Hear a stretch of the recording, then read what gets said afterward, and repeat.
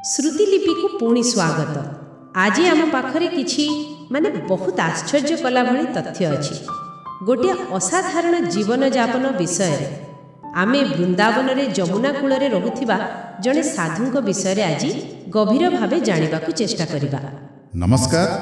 हाँ, ये जो तथ्य अच्छी ना एगुड़ाक वास्तव में टिके चिंता करबा भली माने एमिति एक जीवनशैली कथा कुआ जाउची जहाँ आम साधारण अनुभूति एपरिक वैज्ञानिक बुझामणाठू बहुत दूर रे।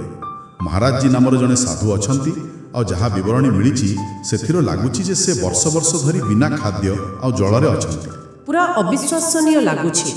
तो आज आम चेष्टा करिबा माने जहाँ तथ्य अछि आम पाखे सेई आधार रे एही दाबी को बुझिबाकू आउ एहा पछर दर्शनटा कोन ताकू भी देखिबा। आमे किछि निष्पत्ति देउनु केवल तथ्य कोन कहूछि देखिबा। तेबे चलंतु एही अनन्य यात्रा रे आगु को जिबा।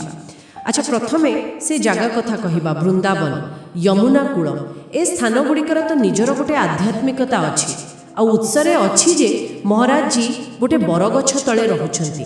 तांकर रहिबा जागा भारी साधा सीधा, किछि पक्का घर नाही, रोषेई व्यवस्था नाही, केवल गोटे छोट तारपोलिन मुंड उपरे।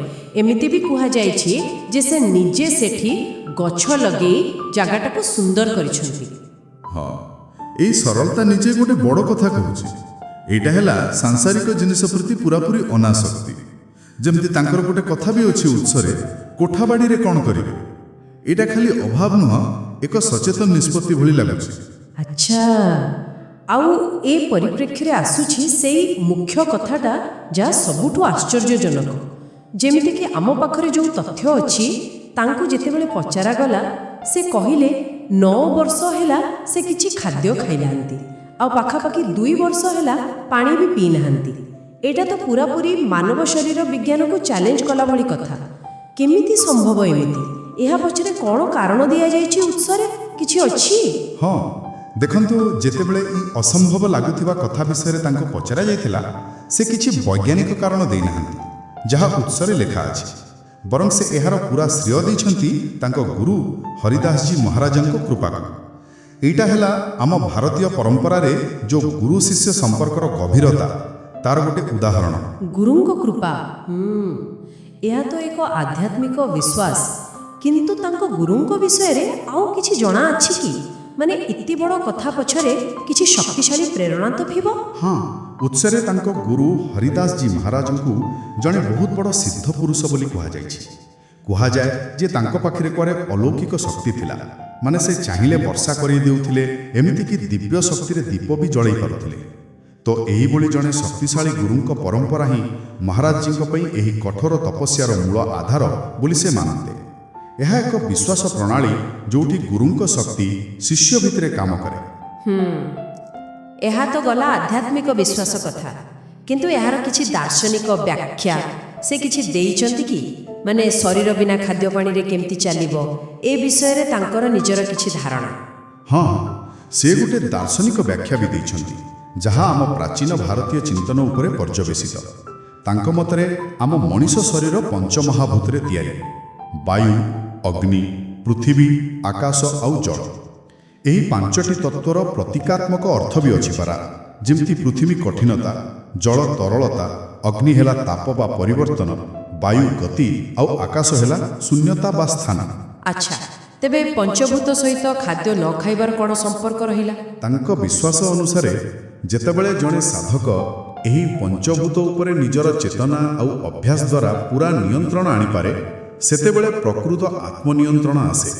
आउ एही नियंत्रण एते गभीर होई पारे जे शरीर बाहरर खाद्य की पानी उपरे आउ निर्भर करेनि। से सीधा सड़क ब्रह्मांडर शक्ति बा जहाकु प्राण शक्ति कहंती ताहा ग्रहण करि पारे। माने शरीर को गोटे जैविक मेसिन न भावी गोटे शक्ति क्षेत्र भावरे देखिबा। से कहंती एही ज्ञान कपिल मुनिंक पर्यंत जाए। वाह, एटा वास्तव रे बहुत गभीर आउ जटिल दार्शनिक कथा।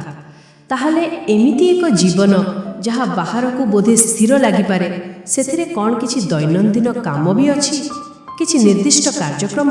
निश्चय अछि। उत्सरे जणा पडुछि जे तांकर गोटे निर्दिष्ट आध्यात्मिक रूटीन अछि। प्रतिदिन संध्या बेले से पाखरे बहुथिबा पवित्र जमुना नदी रे स्नान करंती। यह खाली देह सफा करवा नुहे, ଆଧ୍ୟାତ୍ମିକ ଶୁଦ୍ଧିକରଣର ଏକ ଅଂଶ ବୋଲି ଧରାଯାଏ। ସ୍ନାନ ପରେ ଆଉ କ'ଣ? ସ୍ନାନ ସାରି ସେ ସନ୍ଧ୍ୟା ବନ୍ଦନ କରନ୍ତି। ଏଇଟା ଆମର ବହୁତ ପୁରୁଣା ବୈଦିକ ପରମ୍ପରା।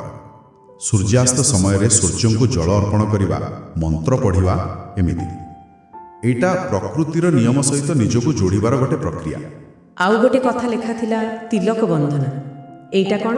ଏହାର କିଛି ବିଶେଷ ମହତ୍ଵ ଅଛି କି? ହଁ, ଏଇଟା ଗୋଟେ ଗୁରୁତ୍ୱପୂର୍ଣ୍ଣ ଅଂଶ ବୋଲି ବର୍ଣ୍ଣନା କରାଯାଇଛି। ସେ ଶାସ୍ତ୍ର ନିୟମ ଅନୁସାରେ ଦେହର 12ଟା ନିର୍ଦ୍ଦିଷ୍ଟ ଜାଗାରେ ଯମୁନା ମାଟିର ପବିତ୍ର ତିଲକ ଲଗାନ୍ତି।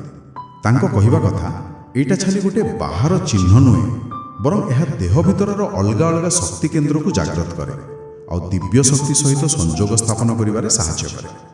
ପ୍ରତିଟି ତିଲକ ସ୍ଥାନର ନିଜର ମହତ୍ଵ ଅଛି ବୋଲି ବିଶ୍ୱାସ କରାଯାଏ। ବାଃ!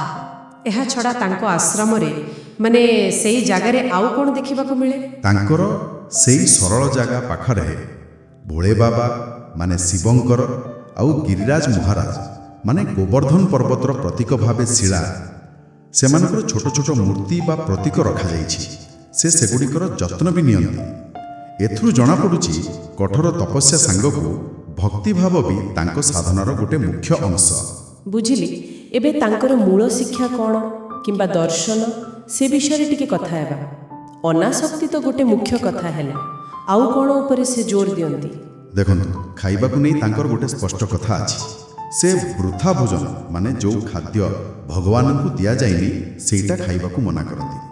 ତାଙ୍କ ମତରେ ଯେତେବେଳେ ଖାଦ୍ୟ ପ୍ରଥମେ ଠାକୁରଜୀଙ୍କୁ ମାନେ ଭଗବାନ କୃଷ୍ଣ ବା ନିଜ ଇଷ୍ଟଙ୍କୁ ଦିଆଯାଏ ଆଉ ତାପରେ ପ୍ରସାଦ ଭାବେ ଖିଆଯାଏ, ସେତେବେଳେ ତାହା ଖାଲି ପେଟ ପାଇଁ ନୁହେଁ, ଆତ୍ମା ପାଇଁ ବି ପୁଷ୍ଟିକର ହୁଏ।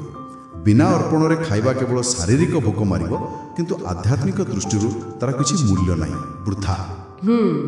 ଏଇଟା ଖାଦ୍ୟ ପ୍ରତି ଏକ ଭିନ୍ନ ଦୃଷ୍ଟିକୋଣ। ଆଉ ଜୀବନରେ ଯେଉଁ ସବୁ ସଂଘର୍ଷ ଚାଲେ ସେ ବିଷୟରେ ସେ କିଛି କହିଛନ୍ତି କି? ହଁ, ଗୋଟେ ବହୁତ ସୁନ୍ଦର ଆଉ ଭଲ ଲାଗିବା ଭଳି ଉପମା ଦେଇଛନ୍ତି ସେ, ଯାହା ଉତ୍ସରେ ଅଛି।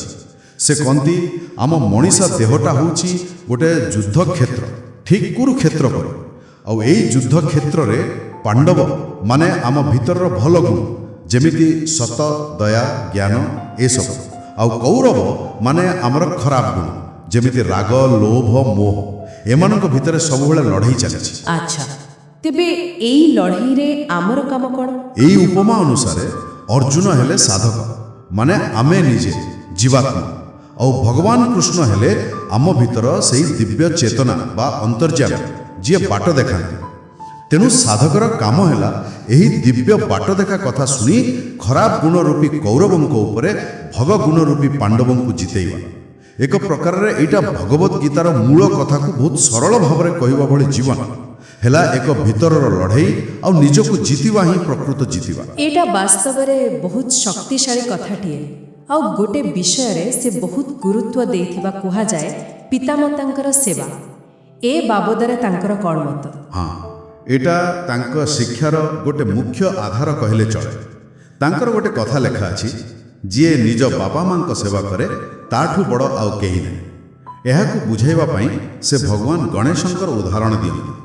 ସେ କାହାଣୀ ଅଛି ପରା, ଯେତେବେଳେ ସବୁ ଦେବତା ବ୍ରହ୍ମାଣ୍ଡ ବୁଲିବାକୁ ଗଲେ, ଗଣେଶ କେବଳ ନିଜ ବାପା ମା ଶିବ ପାର୍ବତୀଙ୍କୁ ପରିକ୍ରମା କରିଦେଲେ, ଆଉ ସେଥିପାଇଁ ସେ ପ୍ରଥମ ପୂଜ୍ୟ ହେଲେ। ଏଥିରୁ ଜଣାପଡ଼ୁଛି ସେ ଆଧ୍ୟାତ୍ମିକ ସାଧନା ସାଙ୍ଗକୁ ସାମାଜିକ ପାରିବାରିକ କର୍ତ୍ତବ୍ୟକୁ ବି ସେତିକି ହିଁ ଗୁରୁତ୍ୱ ଦେଉଛନ୍ତି। ଏକଦମ ଠିକ୍। ଏଇଟା ବାପା ମାଙ୍କ ପ୍ରତି ଭକ୍ତିର ମହତ୍ୱକୁ ଦୃଢ଼ ଭାବରେ କହୁଛି। ଆମ ଭାରତୀୟ ସଂସ୍କୃତି ଆଉ ଧର୍ମରେ ତ ଏଇଟା ସବୁବେଳେ ଗୋଟେ ମୂଳ କଥା ହେଇ ରହିଛି। ତାଙ୍କ ଦୃଷ୍ଟିରେ ଏଇଟା ଖାଲି ଗୋଟେ ସାମାଜିକ କାମ ନୁହେଁ, ଆଧ୍ୟାତ୍ମିକ ଉନ୍ନତି ପାଇଁ ଗୋଟେ ଜରୁରୀ ବାଟ। ତାହେଲେ ଏ ଯେଉଁ ଏତେ କଠୋର ସାଧନା, ଏ ଦର୍ଶନ, ଏ ଶିକ୍ଷା, ଏସବୁ ପଛରେ ତାଙ୍କର ମୂଳ ଲକ୍ଷ୍ୟଟା କ'ଣ? କାହିଁକି ସେ ଏମିତି ଜୀବନ ବଞ୍ଚୁଛନ୍ତି? ଉତ୍ସ ଅନୁସାରେ ସେ କୁହନ୍ତି ଯେ ତାଙ୍କୁ ତାଙ୍କ ଗୁରୁଙ୍କଠୁ ଆଦେଶ ମିଳିଛି ବୁଲି ବୁଲି ଧର୍ମ ପ୍ରଚାର କରିବା ପାଇଁ। କିନ୍ତୁ ଏ ପ୍ରଚାର କିଛି କଠୋରପନ୍ଥୀ ପ୍ରଚାର ନୁହେଁ। ଏହା କରୁଣା ଆଉ ବୁଝାମଣା ଉପରେ ଆଧାରିତ। ସେ ଲୋକଙ୍କୁ ସାହାଯ୍ୟ କରିବାକୁ ଚାହାନ୍ତି। କେମିତି ସାହାଯ୍ୟ? କି ପ୍ରକାର? ସେ ବିଶ୍ୱାସ କରନ୍ତି ଯେ ଆଜିକାଲିର ଲୋକମାନେ ବହୁତ ପ୍ରକାର ରୋଗରେ ପୀଡ଼ିତ। ଏଠି ରୋଗ ମାନେ ଖାଲି ଦେହର ବେମାରୀ ନୁହେଁ, ବରଂ ମନର ଅଶାନ୍ତି, ଆଧ୍ୟାତ୍ମିକ ଦ୍ୱନ୍ଦ୍ୱ, ଜୀବନର ପ୍ରକୃତ ଉଦ୍ଦେଶ୍ୟ କ'ଣ ସେଇଠୁ ଦୂରେଇ ଯିବା, ଏସବୁକୁ ବୁଝାଉଛି। ତାଙ୍କ ମତରେ ଯଦି ଲୋକମାନେ ଆମ ଭାରତୀୟ ଦର୍ଶନର ମୂଳ କଥା ଆଉ ବୃନ୍ଦାବନର ଆଧ୍ୟାତ୍ମିକ ସାରକୁ ବୁଝିପାରିବେ ତାହେଲେ ସେମାନେ ନିଜ ଭିତରର ଏହିସବୁ ରୋଗରୁ ବାହାରି ପ୍ରକୃତ ସ୍ୱାସ୍ଥ୍ୟ ପାଇପାରିବେ, ମାନେ ଶରୀର, ମନ ଆଉ ଆତ୍ମାର ସନ୍ତୁଳନ। ଆଚ୍ଛା, ଆଉ ଏହି ବାଟକୁ ଆସିବାର ପ୍ରେରଣା ତାଙ୍କୁ କେବେ ମିଳିଥିଲା? ଏମିତି ହଠାତ୍ ନା ଧୀରେ ଧୀରେ? କିଛି ବିଶେଷ ଘଟଣା ଥିଲା କି? ଉତ୍ସରେ ଗୋଟେ ଘଟଣା କଥା ଅଛି। କୁହାଯାଏ ଯେତେବେଳେ ସେ ମାତ୍ର 5 ବର୍ଷର ଥିଲେ ତାଙ୍କୁ କୁଆଡ଼େ ଗୋଟେ ଦିବ୍ୟ ଦର୍ଶନ ହୋଇଥିଲା। ସେଇ ଅନୁଭୂତି ହିଁ ତାଙ୍କୁ ଏହି ତ୍ୟାଗ ଆଉ ସାଧନା ବାଟକୁ ଟାଣି ଆଣିଥିଲା। ଆଉ ଏଇ ନିଷ୍ପତ୍ତି ପାଇଁ ସେ ନିଜ ମାଙ୍କ ଆଶୀର୍ବାଦ ବି ନେଇଥିଲେ ବୋଲି କୁହାଯାଏ। ଏଇଟା ତାଙ୍କ ଜୀବନର ଗୋଟେ ବଡ଼ ମୋଡ଼ ଥିଲା। ବାସ୍ତବରେ ଏକ ଅସାଧାରଣ ଜୀବନ କାହାଣୀ। ବ୍ରଜମଣ୍ଡଳ ଭଳି ଜାଗାରେ ଯେଉଁଠି ଏତେ ଲୋକ ଆଧ୍ୟାତ୍ମିକ ଶାନ୍ତି ପାଇଁ, ଦିବ୍ୟ ଅନୁଭୂତି ପାଇଁ ଆସନ୍ତି, ସେଠି ଏମିତି ଜଣେ ବ୍ୟକ୍ତିଙ୍କ ଉପସ୍ଥିତି ନିଶ୍ଚୟ ବହୁତ ଲୋକଙ୍କ ପାଇଁ କୌତୂହଳ ଆଉ ପ୍ରେରଣାର କାରଣ ହୋଇଥିବ। ନିଶ୍ଚିତ ଭାବରେ ଯେଉଁମାନେ ଦିବ୍ୟ ଅନୁଭୂତି ଖୋଜନ୍ତି କିମ୍ବା ମହାନ ତ୍ୟାଗୀମାନଙ୍କ କଥା ଜାଣିବାକୁ ଚାହାନ୍ତି ବା ଅଲୌକିକ କ୍ଷମତା ବିଷୟରେ ଆଗ୍ରହୀ, ସେମାନଙ୍କ ପାଇଁ ମହାରାଜ ଜୀ ଜଣେ ଜୀବନ୍ତ ଉଦାହରଣ ଭଳି ଛିଡ଼ା ହୋଇଛନ୍ତି ବୋଲି ଉତ୍ସରୁ ଲାଗୁଛି। ତାଙ୍କ ଜୀବନ ହେଲା ଅଟଳ ବିଶ୍ୱାସ, ସମ୍ପୂର୍ଣ୍ଣ ଅନାସକ୍ତି ଆଉ ଆଧ୍ୟାତ୍ମିକ ଲକ୍ଷ୍ୟ ପାଇଁ ନିଜକୁ ପୂରାପୂରି ଦେଇଦେବାର ପ୍ରତୀକ। ଏହା ଆମକୁ ଏମିତି ଏକ ଜୀବନର ଝଲକ ଦେଉଛି ଯାହା ବାହାର ଦୁନିଆର ଆବଶ୍ୟକତାଠୁ ବହୁତ ଉପରେ ଥିଲା ଭଳି ଲାଗୁଛି। ତାହେଲେ ଏ ପୁରା ଆଲୋଚନାକୁ ଯଦି ଆମେ ସଂକ୍ଷେପରେ ଦେଖିବା, କ'ଣ ମୁଖ୍ୟ କଥା ସବୁ ପାଇଲେ ଆମେ ଏ ଉତ୍ସରୁ? ପ୍ରଥମ କଥା ହେଲା ଜଣେ ସାଧୁ ଯିଏ ବୃନ୍ଦାବନରେ ଅଛନ୍ତି ଆଉ ବହୁତ କଠୋର ତପସ୍ୟା କରୁଛନ୍ତି, ଏମିତିକି ବହୁତ ଦିନ ଧରି ଖାଦ୍ୟ ଓ ପାଣି ବି ନ ନେଇ। ଦ୍ୱିତୀୟ କଥା ହେଲା ଏଇ ଯେଉଁ ଅସାଧାରଣ ସ୍ଥିତି, ତାର କାରଣ ସେ ପୂରାପୂରି ଆଧ୍ୟାତ୍ମିକ ବିଶ୍ୱାସକୁ ଦେଉଛନ୍ତି, ମୁଖ୍ୟତଃ ତାଙ୍କ ଗୁରୁଙ୍କ କୃପା ଆଉ ସେହି ପଞ୍ଚମହାଭୂତ ଉପରେ ନିୟନ୍ତ୍ରଣ କରି ବ୍ରହ୍ମାଣ୍ଡରୁ ଶକ୍ତି ନେବା କଥା। ତୃତୀୟରେ, ଏତେ କଠୋରତା ସତ୍ତ୍ୱେ ବି ତାଙ୍କର ଗୋଟେ ନିୟମିତ ଆଧ୍ୟାତ୍ମିକ ଦିନଚର୍ଯ୍ୟା ଅଛି। ଯମୁନା ସ୍ନାନ, ସନ୍ଧ୍ୟା ବନ୍ଦନ, ତିଲକ ଲଗେଇବା, ଏସବୁ।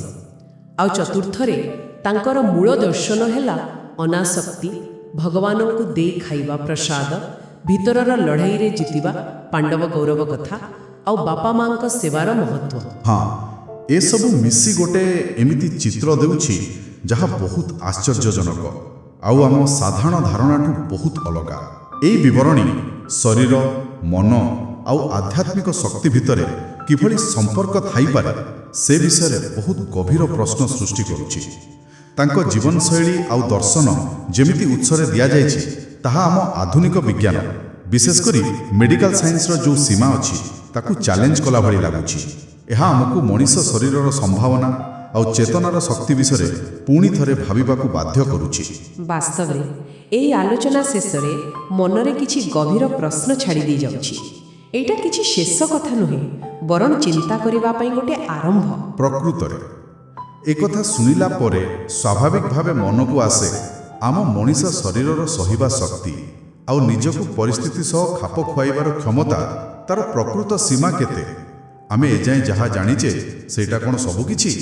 ଆଉ ସବୁଠୁ ବଡ଼ କଥା ହେଲା ବିଶ୍ୱାସ, ମନର ଶକ୍ତି ଆଉ ଗଭୀର ଆଧ୍ୟାତ୍ମିକ ଅଭ୍ୟାସ।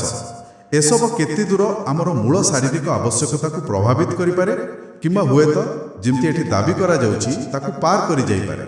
ଏ ପ୍ରଶ୍ନଗୁଡ଼ିକ ଉପରେ ଆମ ଶ୍ରୋତାମାନେ ନିଜ ନିଜ ଭାବନାରେ ବିଚାର କରିପାରିବେ ଆଉ ନିଜର ମତ ତିଆରି କରିପାରିବେ। ଏକ ଚମତ୍କାର ଏବଂ ନିଶ୍ଚୟ ଚିନ୍ତା କରିବା ଭଳି ଆଲୋଚନା ଥିଲା। ଆଜି ପାଇଁ ଏହି ଗଭୀର ମନ୍ଥନକୁ ଏଇଠି ରଖିବା। ଆଶା କରୁଛୁ ଆମର ଏହି ପ୍ରୟାସ ଶ୍ରୋତାମାନଙ୍କୁ ଭଲ ଲାଗିଥିବ। ଯଦି ଏହି ଆଲୋଚନା ପସନ୍ଦ ଆସିଥାଏ ତେବେ ଏହାକୁ ନିଶ୍ଚୟ ଅନ୍ୟମାନଙ୍କ ସହ ସେୟାର କରନ୍ତୁ। ଆଉ ଯଦି ଏହି ଶୋରେ ନୂଆ, ତେବେ ଆଗକୁ ଏମିତି ଆହୁରି ରୋଚକ ବିଶ୍ଳେଷଣ ପାଇଁ ଆମ ସହ ଯୋଡ଼ି ହୋଇ ରହିବାକୁ ଭୁଲିବେନି। ପୁଣି ଦେଖା ହେବ ଆଉ ଏକ ବିଷୟ ସହିତ। ସେ ପର୍ଯ୍ୟନ୍ତ ବିଦାୟ।